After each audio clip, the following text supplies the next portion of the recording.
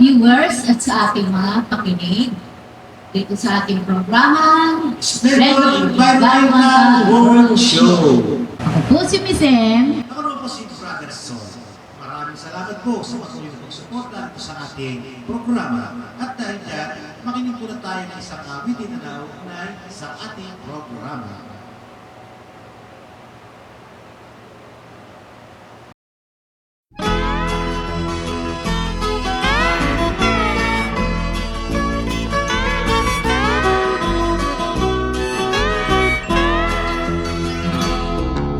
Wala ka bang napapansin sa iyong mga kapaligiran?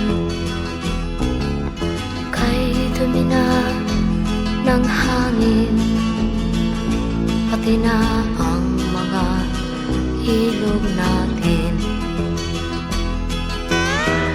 Hindi na masamang pag-unlad at malayo-layo na rin ang Partner, special ang ating episode ngayong araw dahil makakasama natin ang isa sa masugid na leader at kaagapay ng Splendor Incorporated. Na si Gina Delia Torres. Palakpakan po natin ang ating panauhin ngayong araw.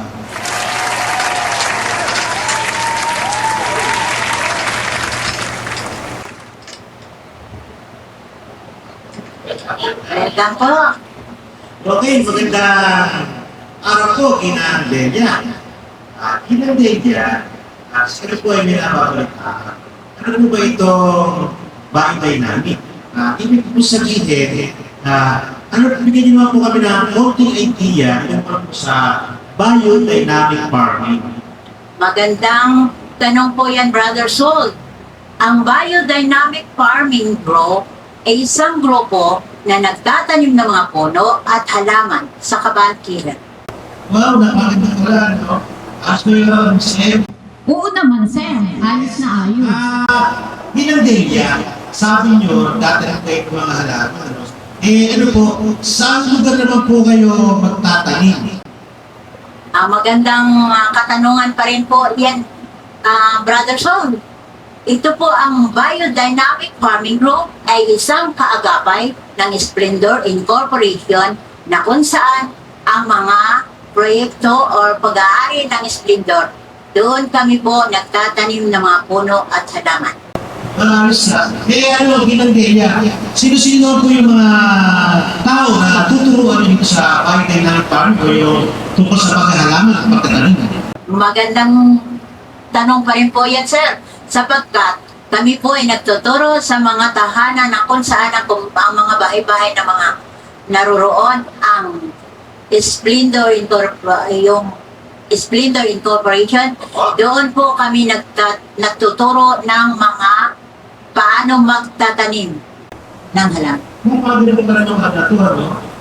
Special corporation. Kasi mga kapatid, no, kung mapapasin nyo, meron din sa mga kaagapay na grupo na kung saan, kapakipakinaga. Imagine, ano, kung sa Splendor tumutulong sa kapwa, si Splendor naman, ang kanyang mga tinutulungan pala, may tutulong din. Sabihin, kaya ko nito, kasi may project po si Splendor Corporation.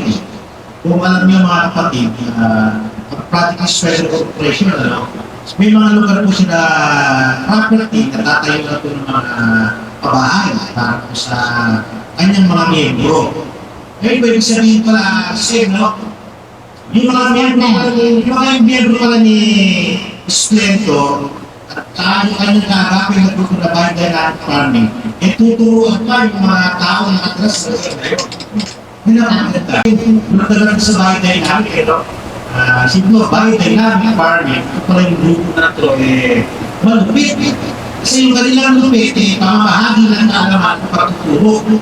Halaman. Ikaw, Sir, ano pang masasabi din sa biodynamic farming? Ay nako, Brother Sol. Sa magandang paliwanag ni Ma'am Delia, wala na akong dadagdag. Pati nga tenga ko, pumapalak. Ako ay wala na yung sinasabi ano eh.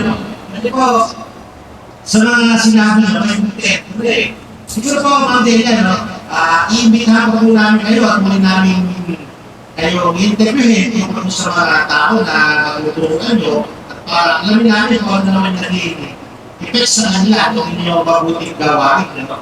Sa ngayon po, ako ay nagpapasalamat. Mr. Ken. Maraming salamat po, Ma'am Delia. Ngayon po, palakpakan po natin ang leader ng Biodynamic Farming na si Ma'am Delia. Salamat po. Babalik po kayo, ha? Opo.